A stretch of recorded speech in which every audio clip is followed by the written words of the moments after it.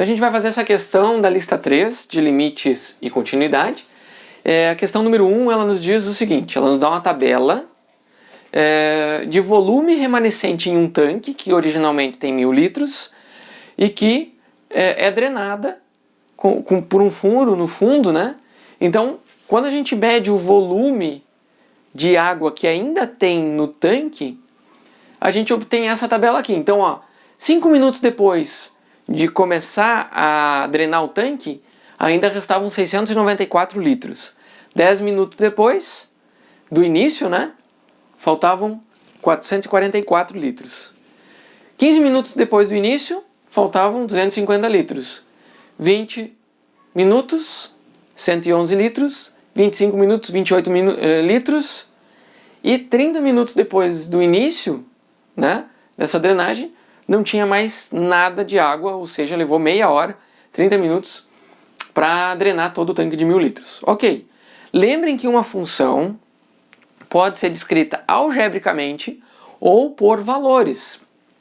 Né? Valores, a gente tem entrada e saída. No caso de ser um problema físico, obviamente, a gente tem tantos dados quanto a gente mede. Se a gente medisse a cada microsegundo, a gente teria uma tabela muito maior de valores, uma precisão muito melhor, uma curva mais suave, certo? E inclusive a gente poderia ver qual é a equação que descreve essa curva. Mas a gente só pode trabalhar, quando é um experimento físico, com os dados que a gente tem.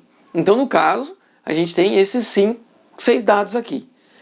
O problema A pede o seguinte, ele diz assim, ó, considere esse ponto do meio aqui, ó, que é o de 15 minutos, que vazou, ainda tinha 250 litros. E ele diz para encontrar as inclinações das retas secantes. Então o que vai acontecer? É que isso daqui produz um gráfico, tá?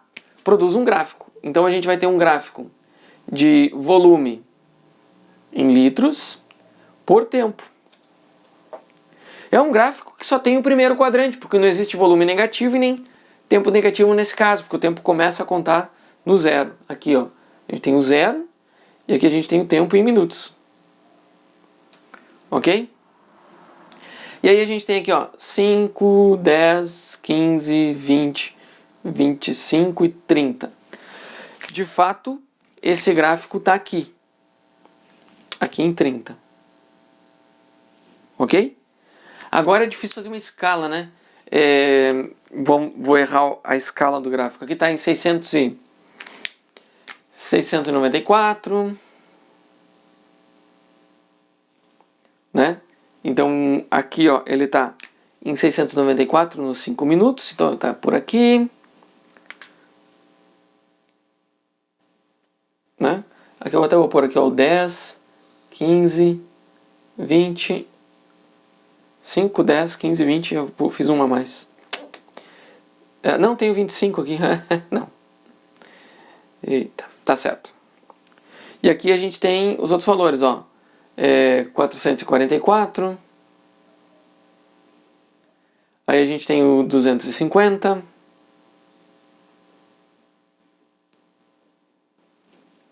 A gente tem aqui o 111.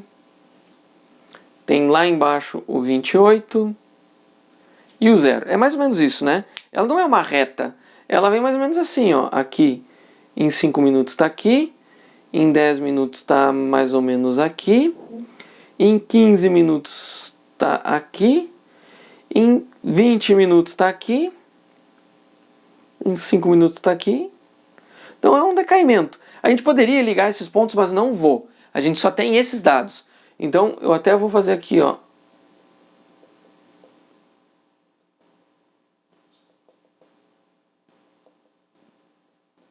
Para deixar claro, a gente só tem esses pontos. Ok.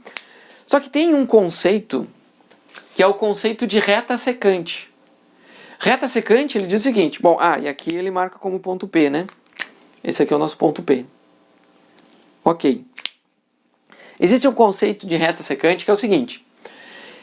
Sempre que a gente tem 2 pontos, a reta secante entre 2 pontos é a reta que passa pelos 2 pontos, certo? 2 pontos definem uma reta.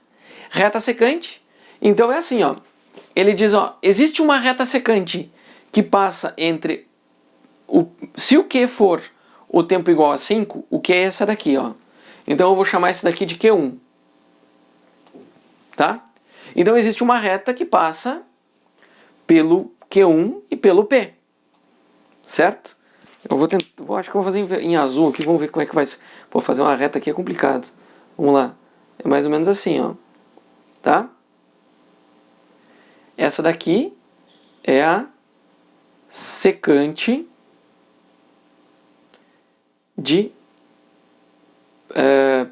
a secante PQ1.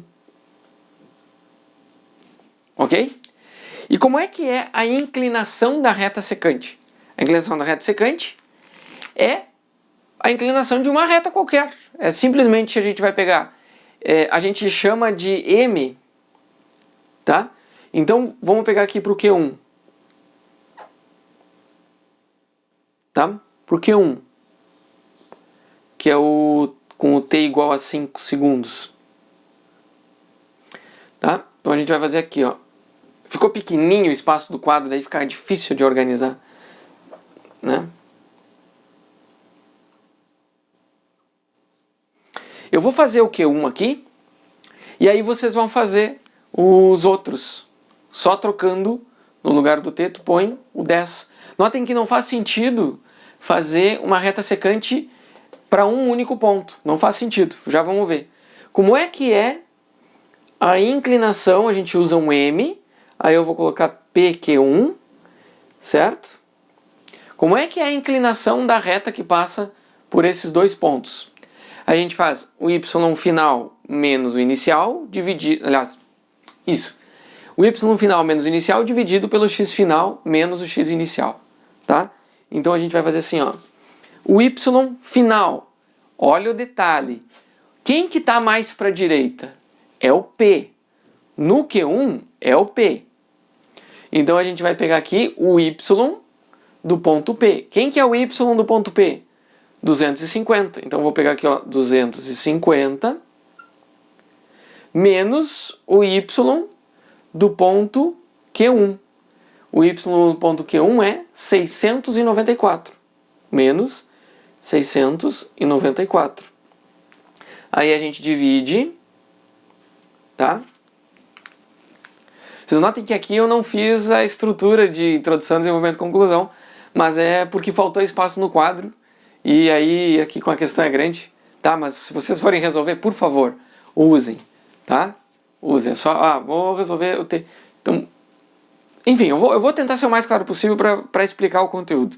Não é uma comunicação de resolução, tá? Vamos lá. Dividido pelo y, ó, aqui é o y da direita menos o y da esquerda. Então a gente tem o y da direita, o 250, menos o 694. Depois a gente vai fazer a mesma coisa com o x no denominador. É o x da direita, que é 15, menos o x da esquerda, que é 5. Ok? Então a gente faz isso daqui. Vamos ter que fazer na calculadora, né? Então vamos fazer na calculadora e vamos conferir essa conta aqui. Não estava gravando. Olha só, então a gente divide isso aqui, vai dar, aqui dá 444 e aqui dá 10, então fica 44,4. Ok? E essa é a inclinação da reta secante que passa por esse ponto Q1 e por esse ponto P. Ok?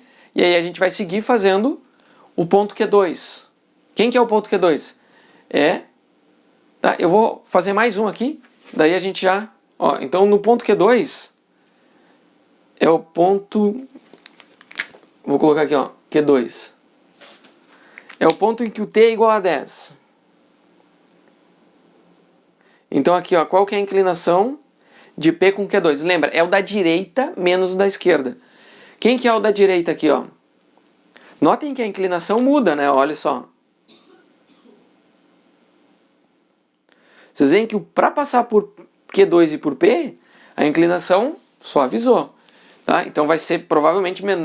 Aliás, aqui é menos. É menos, desculpa, menos. Inclinação negativa é menos. Tá? Voltando lá. A gente vai ter os 250 do P e os 444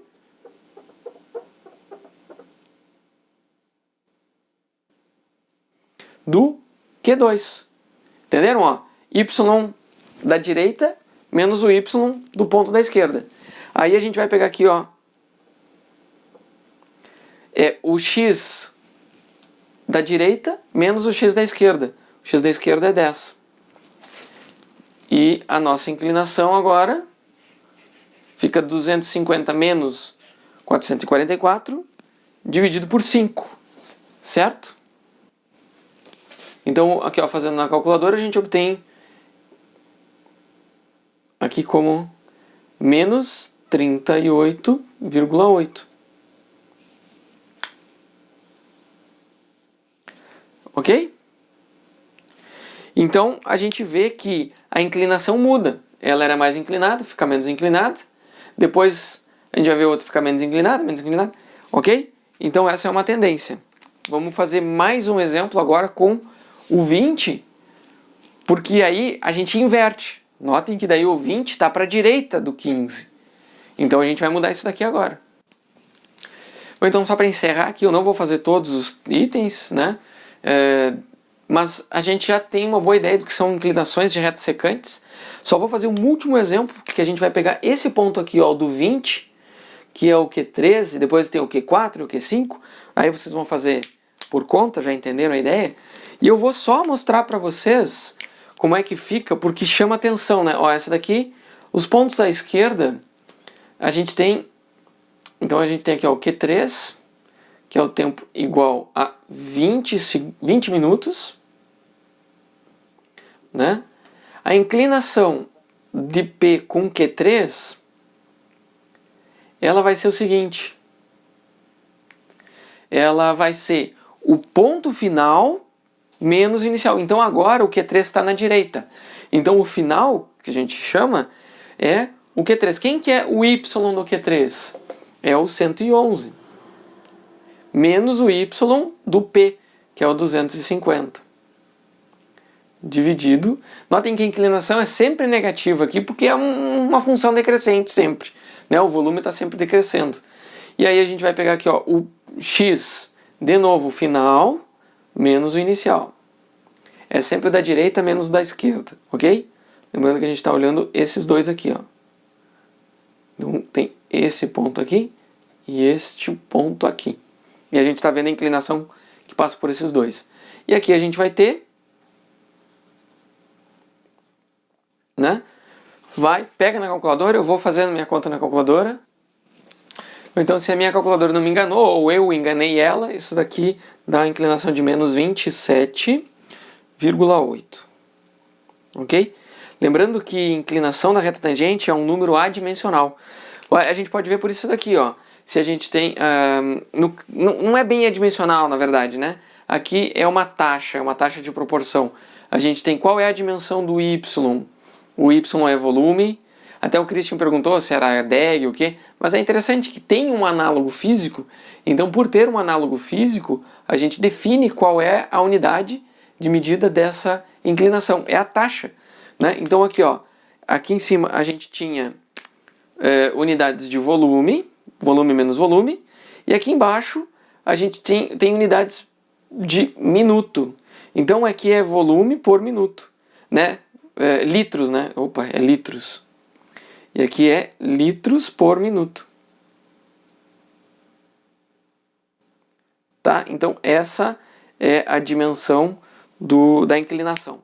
Beleza? Espero que vocês tenham aproveitado a aula. Deixem um comentário se gostaram. Comentem suas dúvidas. Façam perguntas, deixem outros exercícios para a gente resolver e a gente vai aprendendo junto. Valeu?